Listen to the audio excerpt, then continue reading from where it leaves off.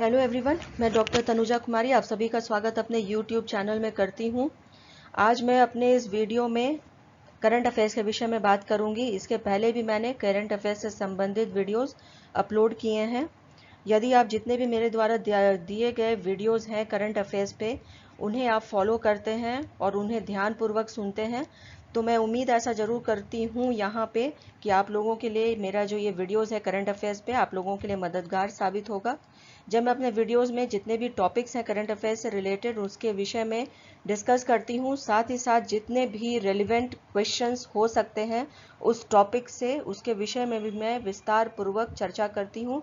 यदि आप ध्यानपूर्वक मेरे पूरे वीडियो को सुनेंगे तो जितने भी और डिटेल्स हैं हर एक टॉपिक के विषय में जिनसे संबंधित प्रश्न परीक्षाओं में पूछे जा सकते हैं, उसकी भी चर्चा मैं अपने वीडियो में करती हूँ। तो कृपया कर पूरे वीडियो को आप ध्यान से सुने और अंत तक सुने, ताकि जितने भी जरूरी जानकारी है वो आपको जितने भी टॉपिक्स है उसके संबंध में मिल सके। फर्स्ट टॉपिक जिसके विषय में आप लोगों से बात करना चाहूंगी वो है भारतीय प्रधानमंत्री नरेंद्र मोदी के द्वारा मत्स्य संपदा योजना लॉन्च किया गया है। उल्लेखनीय है कि यह योजना को लॉन्च करते समय अपने संबोधन को प्रधानमंत्री ने भोजपुरी भाषा के प्रयोग से प्रारंभ किया था। यहाँ ध्यान रखना है कि मत्स्य संपदा योजना में अगले 5 वर्षों में 20,500 करोड़ रुपए खर्च किए जाएंगे। भारत की आज़ादी के बाद से यह सबसे बड़ा निवेश है। इसका उद्देश्य मछली के निर्यात को 1 लाख करोड़ तक पहुंचाना है। नेक्स्ट जो टॉपिक है जो मैं आपसे बात करना चाहूंगी जिसके विषय में वो है नोबेल शांति पुरस्कार के संबंध में। अंतर्राष्ट्रीय महत्व के नोबेल शांति पुरस्कार वर्ष 2021 के पुरस्कार हेतु राष्ट्रपति डोनाल्ड ट्रंप को नामित किया गया है। यहाँ हमें यह ध्यान रखना है कि डोनाल्ड ट्रंप के नाम को नामित करने वाले व्यक्ति टाइब्रिक गजेड़े हैं, जो संसद के चौथी बार चुने हुए सदस्य हैं। नेक्स्ट टॉपिक जिसके विषय में मैं आप लोगों से बात करना चाहूंगी यहाँ पे वह है भारत के पेट्रोलियम मंत्रालय के अंतर्गत आने वाले 5 सार्वजनिक क्षेत्र के उपक्रम सतत जलवायु कार्रवाई हेतु अंतर्राष्ट्रीय सौर गठबंधन में कॉरपोरेट भागीदार के तौर पर सम्मिलित इसमें होंगे। नेक्स्ट जो टॉपिक है जिसके विषय में मैं आप लोगों से बात करूंगी वह है संयुक्त राष्ट्र के द्वारा बाल मृत्यु दर के संदर्भ में एक रिपोर्ट प्रकाशित की गई है, जिसमें यह बताया गया है कि भारत में बाल मृत्यु दर में 1990 से 2019 के समय अंतराल में काफ़ी कमी देखने को मिली है। भारत के लिए खुशी और प्रसन्नता की बात है कि भारत में 5 वर्ष से कम आयु के बच्चों की मृत्यु दर 1990 में जहां 126 रही थी, वहीं पे हम यह देखते हैं कि 2019 में यह कम हो करके या घट करके जो है वह 34 रह गई है। तो यहाँ पे ये जो एक बहुत चिंता का विषय हमेशा भारत के लिए रहता था, बाल मृत्यु दर को लेकर के इसमें कमी आई है और ये दर्शाता है कि इसमें जो है हमें प्रगति इस क्षेत्र में या जो मृत्यु दर की कमी के क्षेत्र में सफलता मिली है। नेक्स्ट हम बात करेंगे कि भारतवर्ष में नई राष्ट्रीय शिक्षा नीति को लागू करने वाला भारत का पहला राज्य हिमाचल प्रदेश बन गया है। यहाँ हमें यह ध्यान रखना है कि 1986 में राष्ट्रीय शिक्षा नीति बनाई गई थी। उसके बाद 34 वर्षों के बाद यह नई शिक्षा नीति को लागू किया गया है। तो ये जो इतना लंबा अंतराल यहाँ पे रहा है 34 वर्षों का, ये एक प्रकार से कहा जा सकता है कि यदि ये राष्ट्रीय शिक्षा नीति सही प्रकार से लागू की गई तो ये शिक्षा के क्षेत्र में एक मील के पत्थर के जैसा साबित होगा। नेक्स्ट हम बात करेंगे कि हरियाणा के अंबाला हवाई अड्डे पर भारतीय वायुसेना के गोल्डन एरोज स्क्वाड्रन में फ्रांस की रक्षा मंत्री फ्लोरेंस पार्ली को उपस्थिति में 5 राफेल लड़ाकू विमान भारतीय वायुसेना में सम्मिलित कर लिए गए हैं। यहाँ पे जो राफेल है जिसको लड़ाकू विमान को भारतीय वायुसेना में लागू किया गया है, इससे भारतीय वायुसेना को और अधिक शक्ति मिली है और ये जितने भी शत्रु हैं या कभी भी लड़ाई की स्थिति उत्पन्न होती है तो इसमें भारत जो है शत्रुओं का सामना शक्तिशाली तौर पे कर पाएगा। भारत में अभिनय के क्षेत्र में उत्कृष्ट संस्थान की हैसियत रखने वाले नेशनल स्कूल ऑफ ड्रामा में परेश रावल को अध्यक्ष के रूप में नियुक्त किया गया है। परेश रावल जो है वो जाने माने एक अभिनेता हैं जिन्हें अभी अध्यक्ष के रूप में जो सबसे प्रतिष्ठित संस्थान है अभिनय के क्षेत्र में, नेशनल स्कूल ऑफ ड्रामा, इसके अध्यक्ष के तौर पे इन्हें चुना गया है। परेश रावल जी के लिए भी इसके अध्यक्ष को चुना जाना एक बहुत बड़ी उपलब्धि ही है। बहुत से अभिनेता हैं भारत के जो इसी हम कह सकते हैं कि संस्था से प्रशिक्षण लेकर के उभर करके सामने आए हैं। नेक्स्ट हम बात करेंगे आत्महत्या के बढ़ते हुए प्रयासों को देखते हुए 10 सितंबर को ट्विटर इंडिया ने आत्महत्या को रोकने के लिए पहल जो है वो प्रारंभ की है। यहाँ पे ट्विटर इंडिया जो है इसका मकसद यही है कि जो यहाँ पे अभी कोरोना की स्थिति में अभी जो आत्महत्या के जो दरों में बढ़ोतरी हमें देखने को मिली है, इसमें आत्महत्या को रोकने में ट्विटर इंडिया जो है यह भूमिका अहम निभाएगी, ऐसा हम उम्मीद कर सकते हैं। नेक्स्ट हम बात करेंगे कि भारत सरकार ने बैंक से कर्ज लेने वाले लोगों को राहत के संदर्भ में आकलन हेतु राजीव महर्षि के अध्यक्षता में एक समिति का गठन किया है। यहाँ हम यह ध्यान रखना है कि राजीव महर्षि भारत के पूर्व कंट्रोलर एंड ऑडिटर जनरल रह चुके हैं। तो यहाँ पे इनके द्वारा जो है, क्योंकि ये महत्वपूर्ण पद पे पहले भी रह चुके हैं, तो यहाँ पे भारत सरकार से जो बैंक से कर्ज लेने वाले जो लोग हैं इन्हें कैसे राहत पहुंचाई जाएगी और कैसे राहत मिलेगी, इसमें इनका योगदान जो है वो महत्वपूर्ण रहेगा, ऐसा उम्मीद किया जा सकता है। सिटी ग्रुप के द्वारा पहली महिला मुख्य कार्यकारी अधिकारी के रूप में जैन फ्रेजर को नियुक्त किया गया है। भारत की लेखिका अनुराधा राय को उनकी पुस्तक all the lives we never lived के लिए विश्व के सबसे महंगे इंटरनेशनल डबलिन लिटरेसी अवार्ड 2020 के लिए चुना गया है। अनुराधा राय जी के लिए ये बहुत बड़ी एक उपलब्धि है और ये पुरस्कार का भी जो है अंतर्राष्ट्रीय तौर पे बहुत अधिक महत्व है। हमें यहाँ पे यह ध्यान रखना है कि अनुराधा राय की पुस्तक 156 जो पुस्तकें थीं उनमें से चुनी गई हैं तथा इनकी जो इस पुस्तक को लाइब्रेरी सिस्टम के द्वारा 40 देशों के 119 शहरों में प्रस्तुत किया गया है। तो यहाँ पे 156 पुस्तकों के मध्य में से इनके पुस्तक को चुना जाना एक बहुत बड़ा हम कह सकते हैं कि अनुराधा जी के लिए एक उपलब्धि यहाँ पे रही है।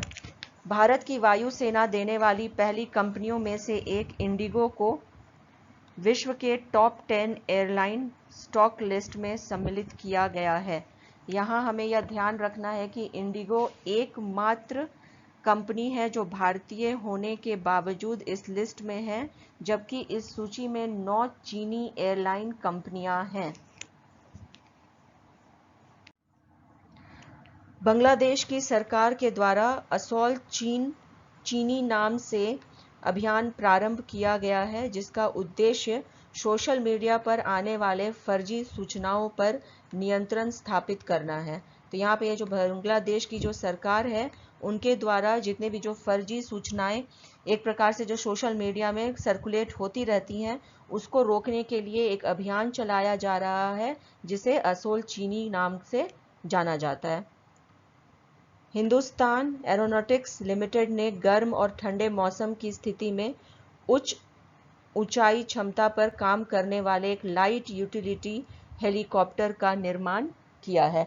यहाँ पे यदि हम बात करते हैं एरोनॉटिक्स लिमिटेड के विषय में, तो यहाँ जो है कितने हेलीकॉप्टर्स का जो निर्माण है उसकी भी देखरेख इनके द्वारा की जाती है।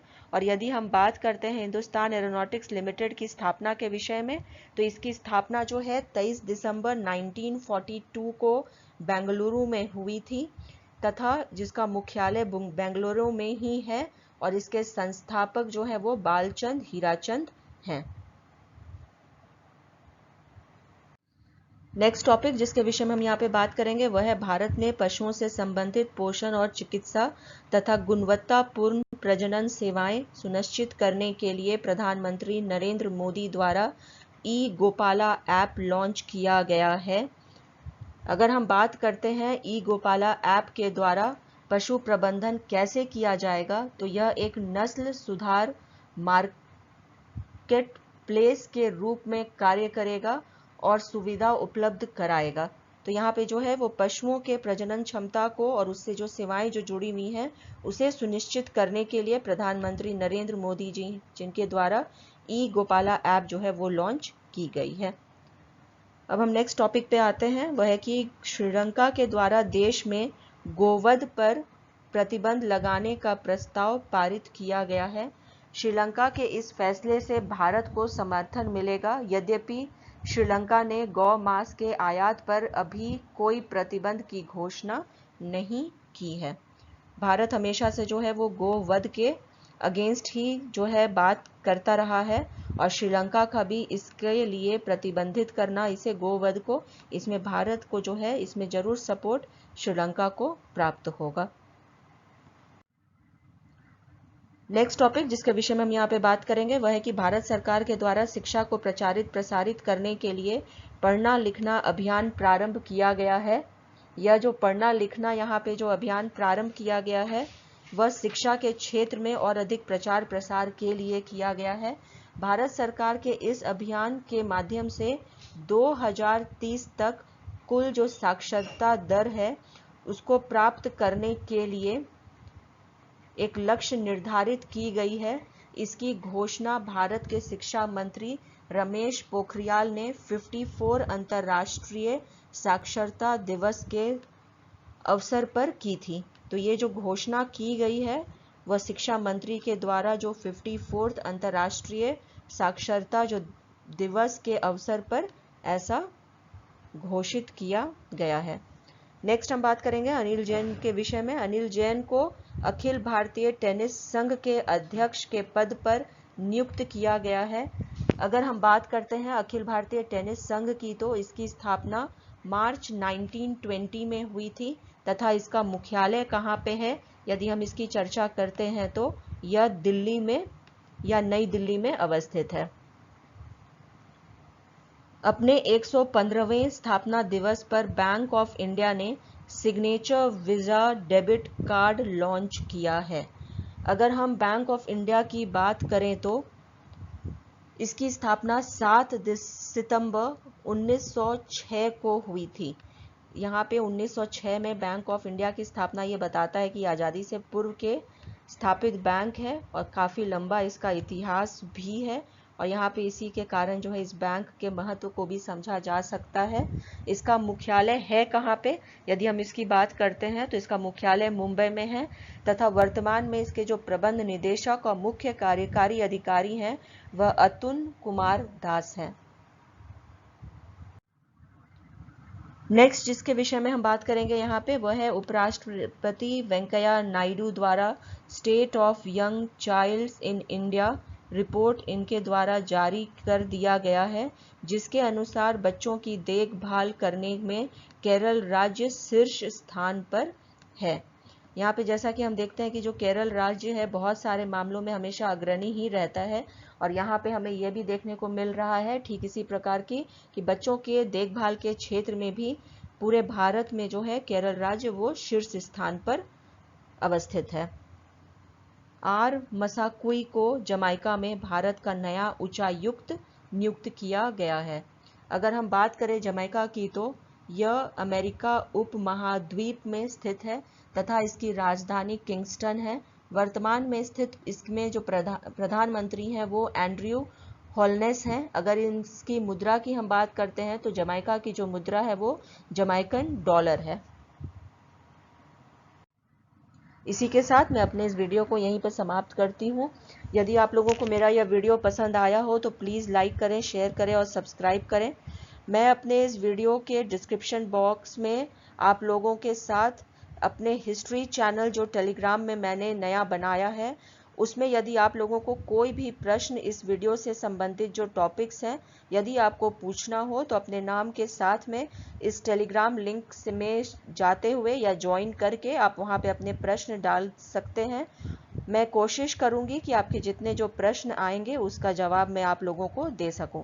इसी के साथ धन्यवाद। Please stay connected with me.